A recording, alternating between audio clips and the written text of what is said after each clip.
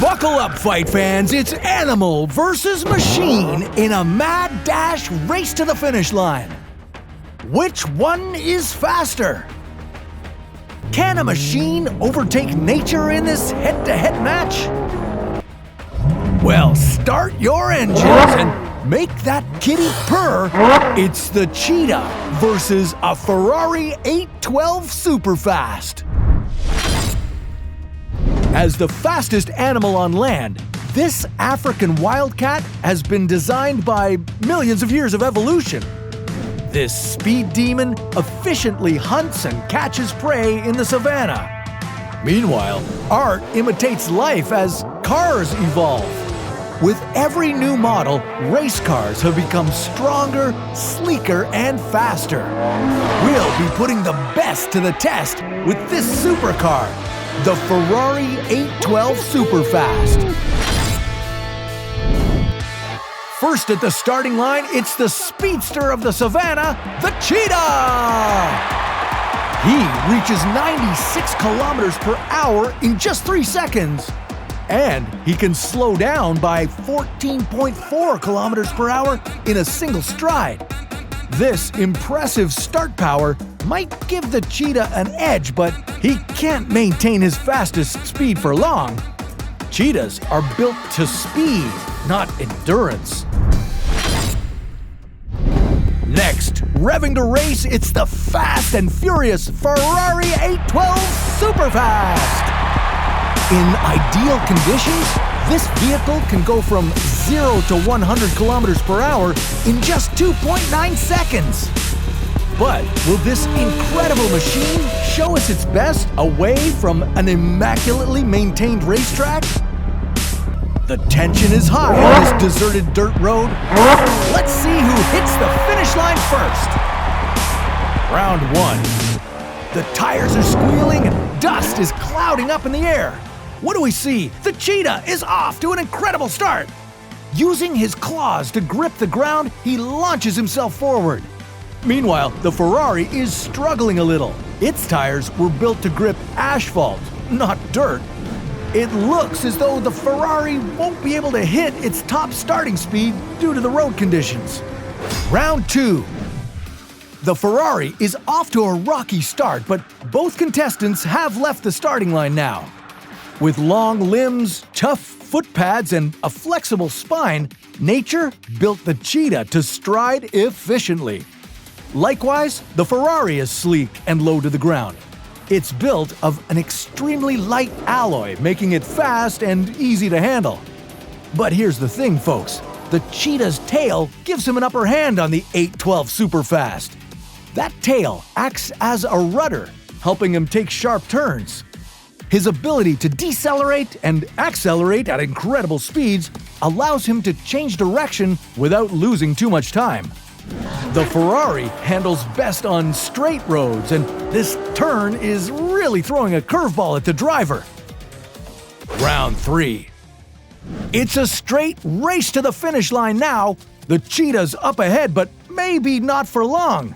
He's facing his biggest weakness, as that blistering run of 120.7 kilometers per hour lasts for less than 30 seconds.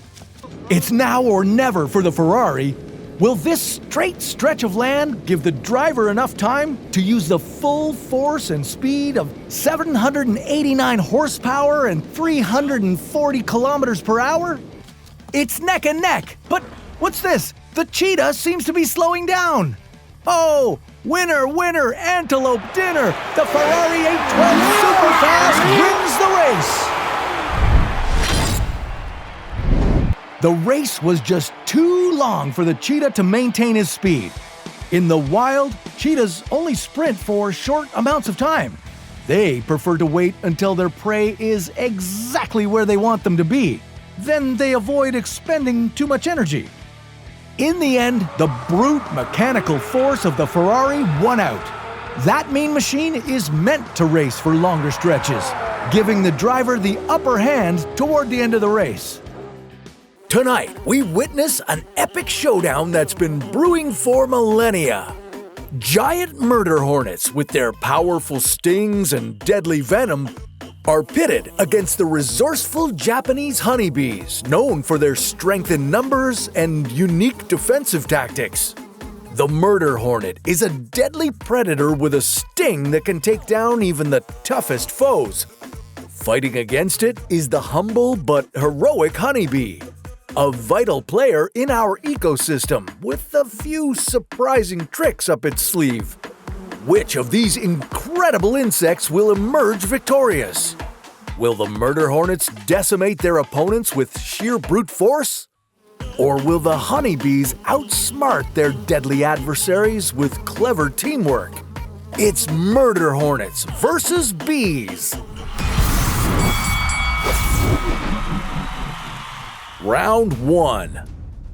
In the blue corner, we have the fearsome murder hornet, the largest hornet species in the world. Measuring 1.5 to 2 inches in length and with a wingspan of approximately 3 inches, these hornets are formidable in size and power. Their stinger, about 1/4 inch long, injects potent venom that contains a mix of 8 different chemicals and causes severe pain and tissue damage. Unlike bees, murder hornets can sting multiple times without losing their stinger.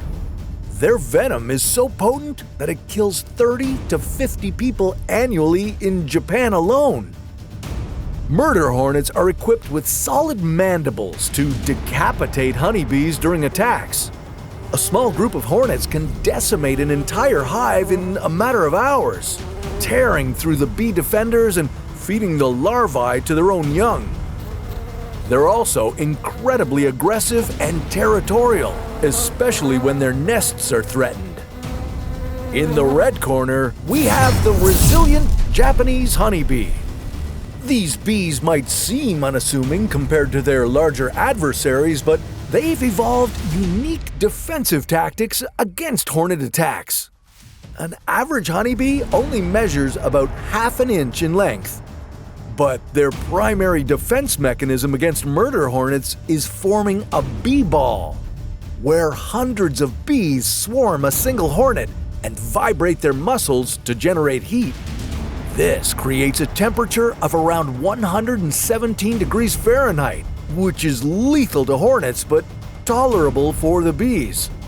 When a hornet is detected, the bee retreats into its hive, luring the hornet inside, where it's overwhelmed by the bee ball. Round 2.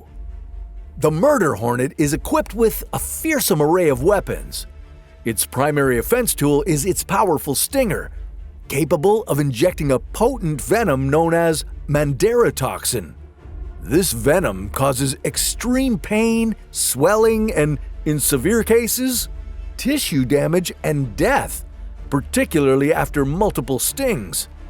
Unlike bees, the murder hornet's stinger is not barbed, which allows it to sting repeatedly, making the murder hornet a terrifying adversary in battle. Another critical weapon in the murder hornet's arsenal is its strong mandibles. These mandibles are used to decapitate honeybees during attacks on hives. The hornets can kill up to 40 bees per minute, and they use these powerful jaws to crush and carry the bee bodies back to their nests to feed their larvae. When a scout hornet finds a beehive, it marks it with a pheromone, signaling other hornets to follow and initiate a coordinated assault. This is known as the slaughter phase, where a small group of hornets can decimate an entire bee colony within hours. The Japanese honeybee counters with innovative defensive tactics. Their primary defense against murder hornets is forming a bee ball. This collective heating strategy effectively cooks the hornet alive, highlighting the bees' remarkable teamwork and adaptive defense mechanisms. Japanese honeybees exhibit high levels of social organization and complex communication. They use the famous waggle dance to relay information about food sources and threats, demonstrating sophisticated collective intelligence. Will brute strength and venomous stings overpower clever teamwork and adaptive tactics? Stay tuned as this battle heats up in this epic clash of the insect titans. Round 3. The stage is set and the air is thick with tension. In one corner of the hive, a lone murder hornet scouts the area. Sensing the rich honey stored inside, it makes its move. The hornet, using its keen sense of smell and powerful jaw, easily breaches the hive entrance. The Japanese honeybees inside sense danger and begin to mobilize. The hornet attacks first, targeting the bees nearest the entrance.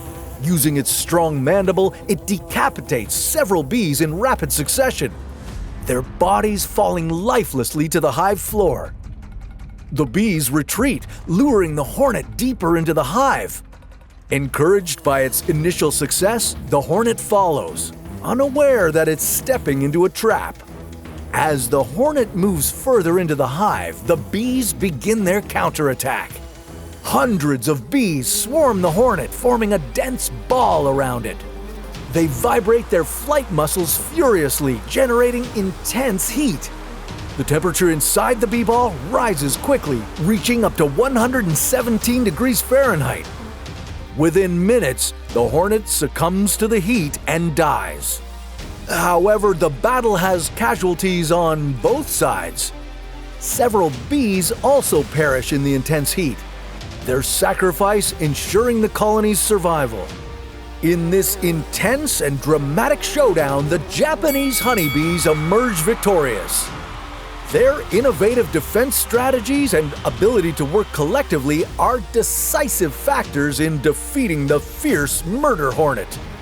The bee ball, a natural yet sophisticated defense mechanism, effectively neutralizes the hornet's primary strengths, its lethal stinger and powerful mandible. The bees' collective effort and ability to leverage their environment ensures survival against even the most fearsome predators. And there you have it, folks. In this incredible showdown between the fearsome murder hornet and the resilient Japanese honeybees, the bees emerge victorious.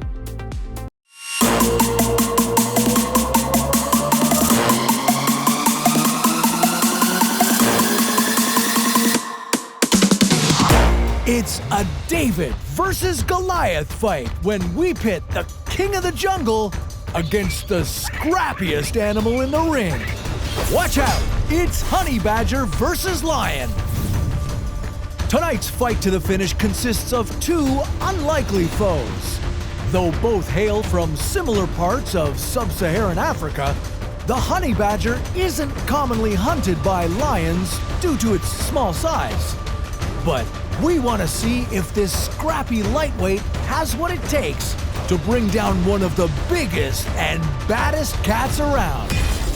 Weighing in at under 18 kilograms is the honey badger. This small skunk-like creature's anal glands can produce a scent so potent that you can smell it up to 40 meters away. Trust me, folks, you don't want to smell this guy when he's angry. They may be small, but honey badgers are quick and aggressive, giving them an edge in battle.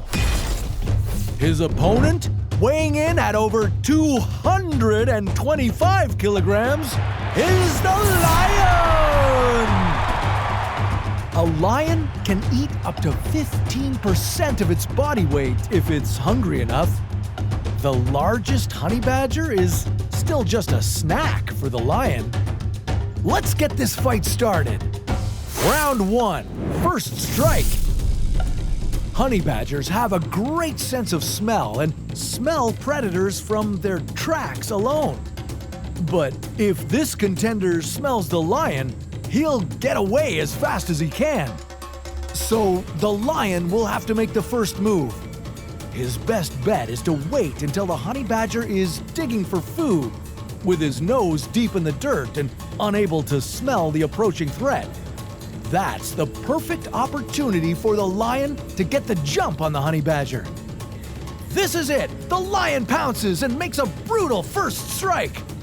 With the element of surprise on his side, this round goes to the lion. Round 2, Endurance. Since the lion likes to play with his food before eating it, he won't kill the honey badger right away. But here's the thing. The lion's surprise attack made the honey badger defensive and super aggressive. Look at him, he's fuming. Luckily for the honey badger, his dense fur softened the blow from the lion. Look at that dodge roll! His loose skin helped him slip away from the lion's jaws. Now's the chance the honey badger needs to get away. While lions sprint at up to 80 kilometers per hour, they're not so great at running long distances. Though they can only run at a maximum 30 kilometers per hour, honey badgers are much faster over long distances. During a fight, the honey badger could run circles around his opponent.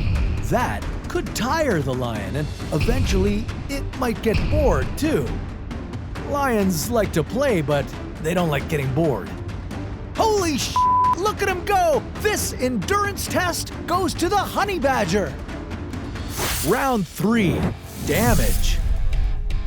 Honey badgers have long, almost 4-centimeter claws and a mouth full of 34 amazingly sharp teeth. And can you believe this? The American grizzly bear has a bite force quotient of 64, but the honey badger's BFQ is around 108. If he lands a bite on the lion, it's going to hurt. The honey badger dips and dives around the lion, slashing with its claws and trying to bite the lion. But what's this? The lion's paw swipe packs 180 kilograms of force, strong enough to kill a human with one hit. The honey badger could put up a good fight and then run away, but he's letting the fight go to his head. This is a cage match to the death. The honey badger is on the ropes. He'd better watch out and avoid the lion's paws at all costs. At least if he thinks he's gonna get out of this match alive. The honey badger battled with all his spunk and fury, but he's no match for the lion's brute strength. Taking round 3 with his massive paws of power is the lion. The lion wins! Tonight on Versus, it's a dinosaur death match when the legendary T-Rex goes up against 100 vicious Velociraptors. Who is the superior predator? Will the raptors dominate using strength and numbers? Or is it dinner time for the T-Rex? Get ready for some Cretaceous carnage. It's T-Rex versus 100 raptors. Welcome to tonight's battleground. It's 65 million years ago and it's quiet at the watering hole. Too quiet. The T-Rex doesn't know it, but 100 Velociraptors are planning a surprise attack. It's a coordinated strike to overthrow the heavyweight champion. But before this ambush goes down, let's meet our contenders. In this corner, weighing in at 14,000 kilograms, with a bone-crushing bite 10 times greater than an alligator, it's big, it's mean, it's the Tyrannosaurus Rex. The T-Rex is feeling pretty confident about tonight's fight, and we can see why. Clocking in at 12 meters long and 6 meters tall, the T-Rex towers over its prey. And challenging this apex predator? It's fast, it's stealthy, and it's clever. Clever girl. Charging in at over 32 kilometers per hour, it's the Velociraptor. The raptor is at an extreme disadvantage. Only 2 meters long and weighing in at 15 kilograms, it doesn't stand a chance in a one-on-one fight. It's starting to look like a David and Goliath situation, only this time, David brought 99 of his friends. While Velociraptors are solo hunters, they've put their differences aside to become the ultimate T-Rex hunting pack. Why? Well, they have something to prove. The last time one of them picked a fight with a dinosaur this big, in this case, the Protoceratops, it became immortalized as a famous museum piece. Talk about kicking you when you're down, right? Will this be the comeback the Velociraptors are looking for? With their reputation on the line, we're in for one heck of a fight. The T-Rex is engaged at the prehistoric poolside bar and doesn't notice the 100 raptors laying in wait. Before it can say ambush, all 100 raptors swarm the T-Rex. Taken by surprise, the T-Rex is thrashed by hordes of sharp talons and serrated teeth. And what's this? The raptors are taking advantage of the fatal flaw of the T-Rex. Its tiny arms. With arms too short to fend off predators, the T-Rex is quickly overwhelmed. Will this psychological blow give the raptors the advantage? Not if T-Rex has anything to say about it. Fueled with rage, it unleashes a crushing bite on the army of raptors. Possessing a maximum bite force of over 5,000 kilograms, the T-Rex is bringing the pain. For perspective, its conical, serrated teeth could crush a car. And with the T-Rex being able to gobble up 230 kilograms in a single bite, the raptors take a hit. The fight becomes a test of endurance. Who will be the last dinosaur standing? The T-Rex is exhausted. It goes down while the remaining raptors rush in for the finisher. 1, 2, 3. Wow, talk about a comeback. The winner is 100 Velociraptors. Or what's left of them. Now, let's take a look at the replay. This was a close one, folks. A single Velociraptor couldn't dream of taking on a T-Rex, but bringing 99 more into the ring evened the odds for the cunning predators. It was an exhausting standoff. Many raptors died in battle, but they ultimately brought down the mighty T-Rex.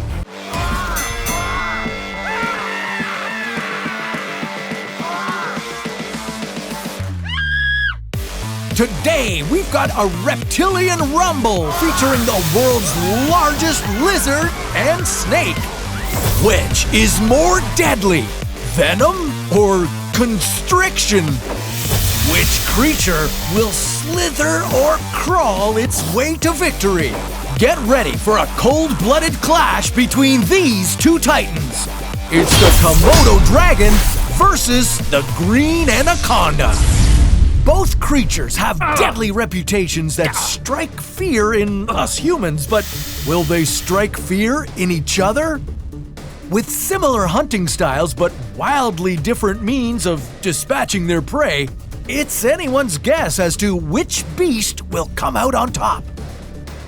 Our first creature is the Indonesian demon, the Komodo dragon! These nasty lizards can make miracles happen, as female Komodo dragons can reproduce without a male's help. It's called parthenogenesis. Looking to make his mama proud, this fierce fighter is particularly well-seasoned. Komodo dragons often fight other animals and even each other. Now let's meet the challenger, the colossal constrictor, the green anaconda! Like their opponent, the green anaconda defies what we know of reptiles. Unlike other snakes, anacondas do not lay eggs. Instead, they give live birth. Huh? She may be slow, but she ends lives quickly, in only 60 seconds.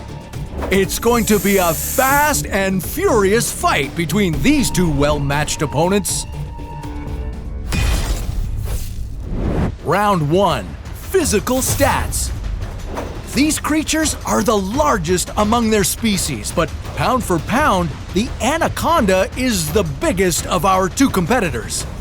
The Komodo dragon weighs in at a whopping 136 kilograms, measures 60 centimeters tall, and he's 3 meters long.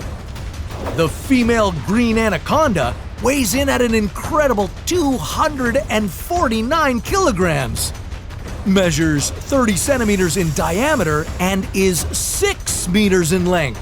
She dwarfs the Komodo dragon. But he has incredible stamina, and he's much faster on land at 17 kilometers per hour. The anaconda will reach only 8 kilometers per hour on land. Will size or speed be the biggest advantage? Let's find out. Round 2. Aggression.